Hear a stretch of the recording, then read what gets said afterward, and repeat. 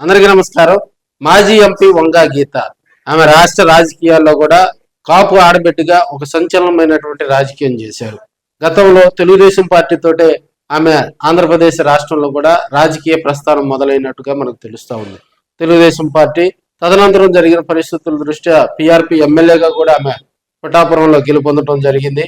అదేవిధంగా పిఆర్పి ఆవిర్భావం తర్వాత పిఆర్పి కాంగ్రెస్ పార్టీలో విలీనం అయిన తర్వాత కూడా ఆమె కాంగ్రెస్ పార్టీలో చేరినటువంటి పరిస్థితులు మనం చూస్తూ ఉన్నాం. అక్కడి నుంచి జరిగినటువంటి విపత్కర పరిస్థితుల దృష్ట్యా ఆమె 2019లో వైసీపీలో చేరటం జరిగింది. ఆమె కాకినాడ పార్లమెంటుకు పోటీ చేయటం జరిగింది, ఎంపీగా గెలుపొందటం జరిగింది.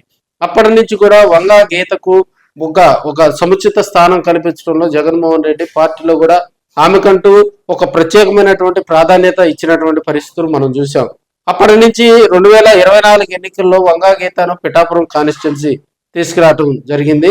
అప్పట్లో అక్కడ ఉన్నటువంటి పెండెం దొరబాబుకు జగన్మోహన్ రెడ్డి గారు చెక్ పెట్టడం జరిగింది. పిఠాపురంలో కూడా కూటమి తరఫున పవన్ కళ్యాణ్ గారు అక్కడ బరిలో దిగటం జరిగింది. పిఠాపురం కాన్స్టిట్యున్సీలో వంగా గీత వర్సెస్ పవన్ కళ్యాణ్. ఎందుకంటే పిఠాపురంలో పవన్ కళ్యాణ్ గారిని ఓడిస్తానని వంగా గీత అధికారంలో ఉన్నప్పుడు 2019 నుంచి 2024 మధ్యలో కూడా లాస్ట్ ప్రచారంలో వంగా గీత అనేక అస్త్రాలు ప్రయోగించడం జరిగింది. పవన్ కళ్యాణ్ ని టార్గెట్ చేయడం జరిగింది, ఇష్టారీతిని కూడా మాట్లాడటం జరిగింది, కార్యకర్తల హర్ట్ అయ్యేలాగా కూడా మాట్లాడటం జరిగింది. అదేవిధంగా 2024లో జరిగినటువంటి పోరులో పవన్ కళ్యాణ్ పిఠాపురం నియోజకవర్గ ప్రజలు ఆశీర్వదించారు, ఆయనకి పట్టం కట్టారు, ఆయన ఎమ్మెల్యే అయ్యారు, తర్వాత డిప్యూటీ సీఎం అయ్యారు. 2024 ఎన్నికల్లో పవన్ కళ్యాణ్ ని ఓడిస్తానని, జగన్మోహన్ రెడ్డికి గిఫ్ట్ గా ఇస్తానని పిఠాపురం కాన్స్టిట్యున్సీని అనేక ప్రగల్భాలకు పలికినటువంటి వంగా గీత 2024 ఓటమి తర్వాత ఒక్కసారిగా కుంగిపోయారు. అసలు ఆమెను ఆ కాన్స్టిట్యున్సీ నుంచి తప్పించి కొత్త ఇన్ఛార్జిని తీసుకురావాలనే ఆలోచనలో కూడా జగన్మోహన్ రెడ్డి ఉండేంతగా కూడా వారి అధిష్టానాన్ని కూడా ఇబ్బందులకు గురి చేసింది. యాక్టివ్గా కూడా కార్యక్రమాల్లో పాల్గొనటం లేదు.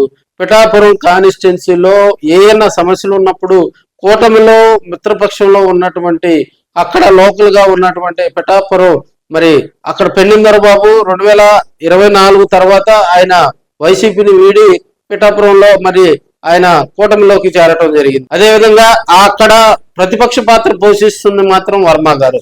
పిఠాపురం రాజకీయాల్లో వర్మ ఒక సంచలనం. ఆయన సీటును పవన్ కళ్యాణ్ గారికి త్యాగం చేయటం జరిగింది.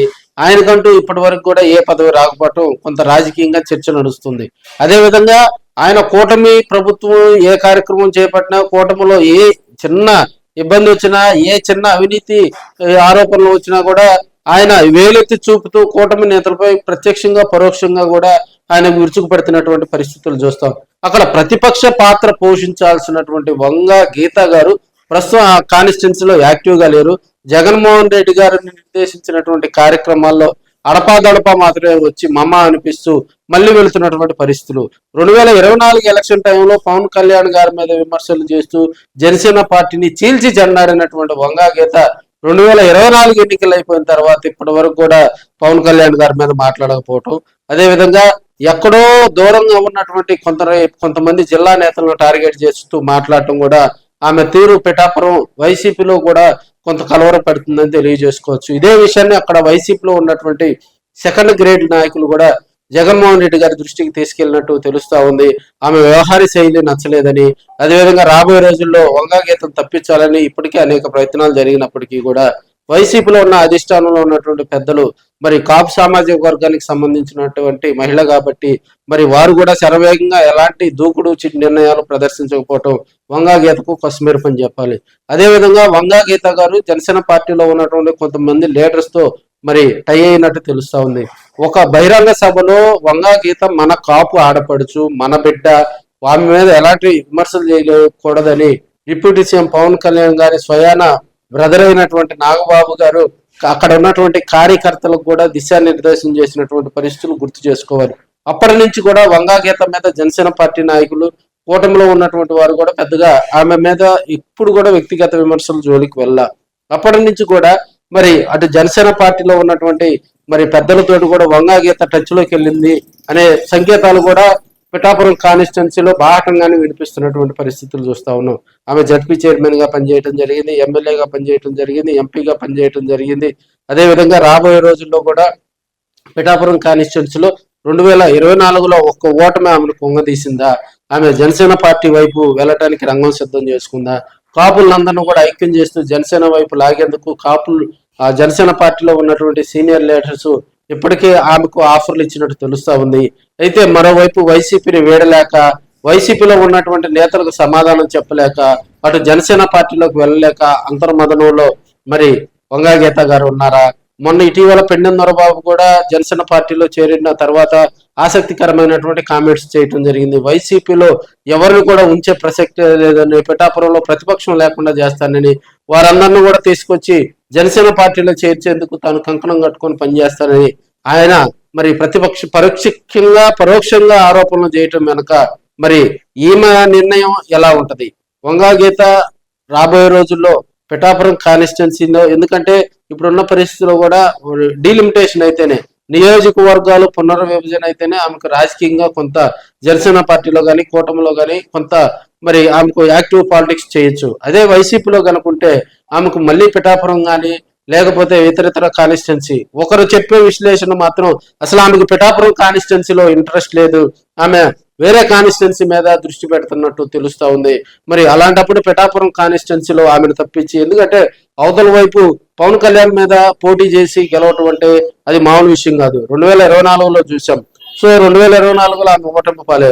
మేబీ ఈసారి ఏదైనా విపత్కర పరిస్థితులు వచ్చి మరి టఫ్ అండ్ టఫ్ ఫైట్ వచ్చినా కూడా మరి వంగా గీత ఎడ్జ్ లో బయటపడే అవకాశాలు మాత్రమే ఉన్నాయి.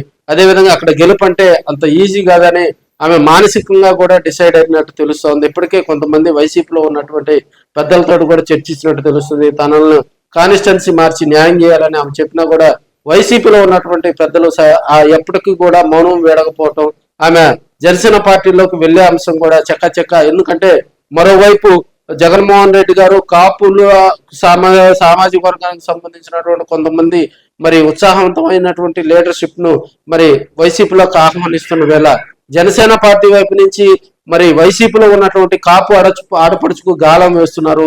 ఇప్పటికే మరి ప్రత్యక్షంగా పరోక్షంగా అంతకుముందు పిఆర్పీలో కూడా ఆమె పనిచేశారు కాబట్టి మరి ఆమె ఎప్పుడు కూడా రాజకీయాల్లో పవన్ కళ్యాణ్ గారు కానీ, చిరంజీవి గారిని కానీ, నాగబాబు గారిని కానీ, అసలు మెగా ఫ్యామిలీ కుటుంబంపై ఆమె ఇప్పటి వరకు కూడా పెద్దగా నోరు జారిన పరిస్థితులు చాలా తక్కువ అని, అవసరానికి మాత్రమే ఆమె మాట్లాడతారని. సో రాబోయే రోజుల్లో పిఠాపురం కాన్స్టిట్యున్సీలో కూడా ఆమె జనసేన పార్టీ తీర్థం పుచ్చుకోనున్నట్లు అక్కడ ఉన్నటువంటి రాజకీయంగా కూడా దీనిపై చర్చ నడుస్తూ ఉంది. సో పవన్ కళ్యాణ్ గారు కూడా వంగా గీత గురించి ప్రత్యక్షంగా పరోక్షంగా విమర్శలు చేయకపోవటం, వంగా గీత గారు కూడా ఇన్ని కార్యక్రమాలు, ఎందుకంటే ఈ మధ్యకాలంలో పిఠాపురం కాన్స్టిట్యున్సీలో అనేక మత్స్యకారులకు సంబంధించినవి కానీ, అక్కడ కొన్ని పాస్టర్లకు సంబంధించినవి కానీ అనేకమైనటువంటి కార్యక్రమాలు జరిగాయి. వాటిలో ఎక్కడ కూడా పవన్ కళ్యాణ్ విమర్శించకపోవటం, పవన్ కళ్యాణ్ గారు కూడా అక్కడ ప్రతిపక్షం మీద ఘాటైన విమర్శలు ఇప్పటి వరకు చేయకుండా ఓన్లీ జగన్మోహన్ రెడ్డిని టార్గెట్ చేయడం కూడా రాబోయే రోజుల్లో పిఠాపురం కాన్స్టిట్యున్సీలో రాజకీయాలు మరి వన్ సైడ్ కానున్నాయా? మరి వంగా గీత పవన్ పంచాల చేరతారా?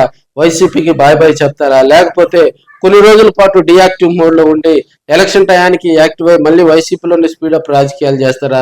మరి లేకపోతే ఒకటిన నెక్స్ట్ కొత్త సంవత్సరంలోనైనా కొత్త రాజకీయాలతో జనసేన వైపు నుంచి ఆమె కొత్త రాజకీయం మొదలు పెడతారా అనేది కొన్ని రోజులు వెయిట్ చేద్దామా?